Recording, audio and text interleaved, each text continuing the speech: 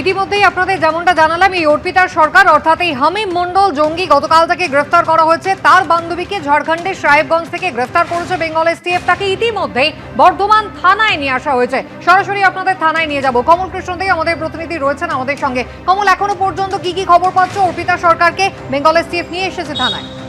আমরা এখন দাঁড়িয়ে আছি বর্ধমান থানাতে, এবং এই বর্ধমান থানাতেই আজকে ভোরবেলাতে তাকে অর্পিতা সরকারকে গ্রেপ্তার করার পর নিয়ে আসা হয়েছে এবং আজকেই তাকে বর্ধমান আদালতে তোলা হবে।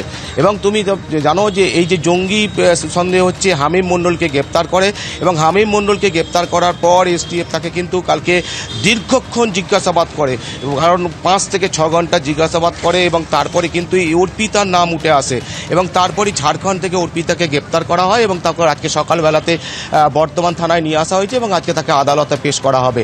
এবং তুমি জানো যে হামিম মূলত হামিমের যে মোবাইল, সেই মোবাইল থেকে একটি বিশেষ অ্যাপ পাওয়া গেছে। এখনও যেটুকু আমরা জানতে পারছি, সেই বিশেষ অ্যাপের মাধ্যম দিয়ে তারা যেমন চ্যাট করতো এবং পাশাপাশি বিভিন্ন অডিও ক্লিপিংস পাঠাতো, এবং সেই চ্যাট কিন্তু পাক যে জঙ্গি সংগঠন, সেই পাক জঙ্গি সংগঠনের কাছে পৌঁছে দেওয়া হতো, এবং তাদের অডিও ক্লিপস এবং চ্যাটও সেই জঙ্গি সংগঠনের কাছে মাধ্যম দিয়ে করতো।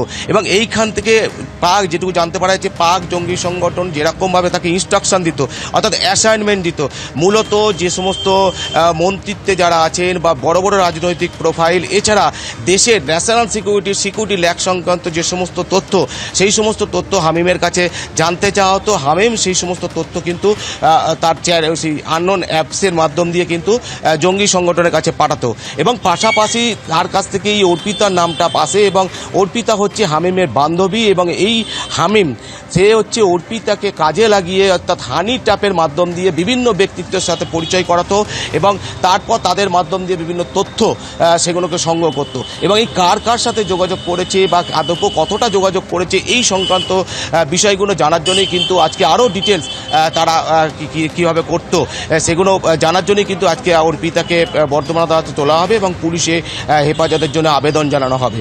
এবং মূলত তুমি জানো যে যেটুকু আমরা সূত্র মারফত জানতে পেরেছি যে হামিম মূলত এখানে রিক্রুটমেন্টের কাজ করতো, বিভিন্ন রাজনৈতিক ব্যক্তিত্বের তথ্য সংগ্রহ করতো, এবং তাদের যে সমস্ত সিকিউরিটি ল্যাক, এই সিকিউরিটি ল্যাকগুলো কিন্তু সে সংগ্রহ করতো এবং পাক জঙ্গি গোষ্ঠীর কাছে পাঠাতো, এবং এই কাজেই মূলত ব্যবহার করা হতো হানি ট্যাপ করার জন্য কিন্তু অর্পিতাকে।